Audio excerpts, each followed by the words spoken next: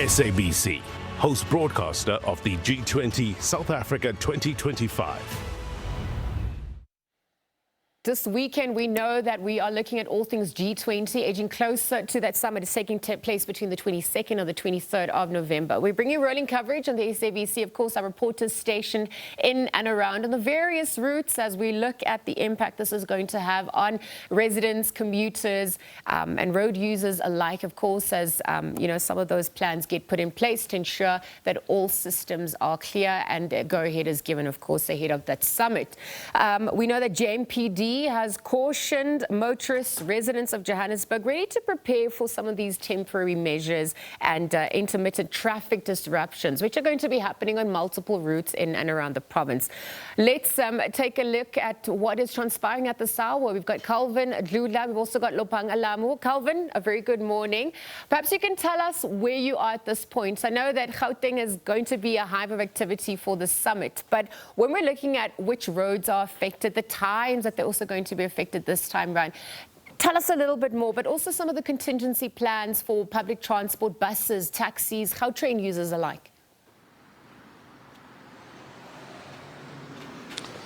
Good morning to you, Lizel, and to our SABC viewers at home. We are here on the President Drive here in Sandton. As you can see behind me, this is President Drive, one of the roads that will be affected. To answer your question, these roads will be affected from 9 this morning. But as you can see for now, the traffic is flowing. Let me just move out of shot so that our video journalist, Hlomla Hlangani, can capture and show you that President Drive is flowing for now. But as you have mentioned, that from 9 o'clock, there will be some disruptions because of the operations that will be conducted by the Road Traffic Management Corporation known as RTMC and the Johannesburg Metropolis Department known as JMPD. We will try at a later stage to engage with Superintendent Olan Fihla from JMPD so that maybe he can elaborate more on what is expected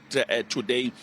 These closures will be implemented, as I have mentioned, from 9 to 1 on major and urban roads, including Rivonia Road, Cranston Drive, where we are, Catherine Street, Whiteley Road, Melrose Boulevard, Atoll Oaklands Roads, Oxford Roads, and Glenhove Roads.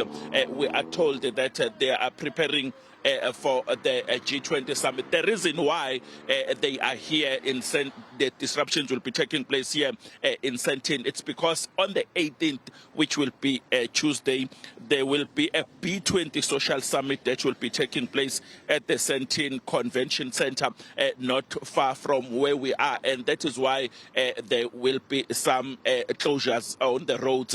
We will be monitoring the situation with Hlomla, because you would remember that this is a historic event.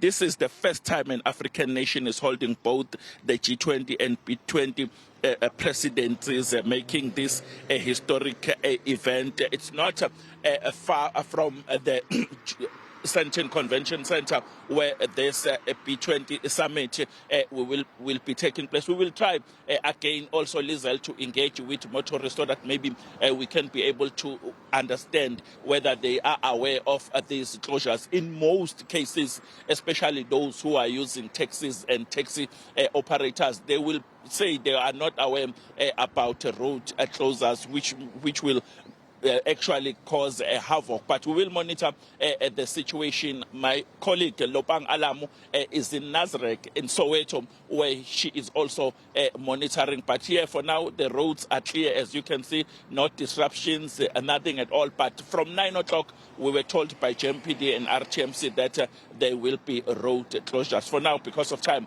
back to you in studio in Auckland Park. Thanks, Calvin. I can see you there just off Grayson Drive. We saw some of the roads, Catherine Street. It's still early days, and in terms of the times, ahead of 9 o'clock, we're going to look at what those disruptions really mean for the residents and commuters in and around the city.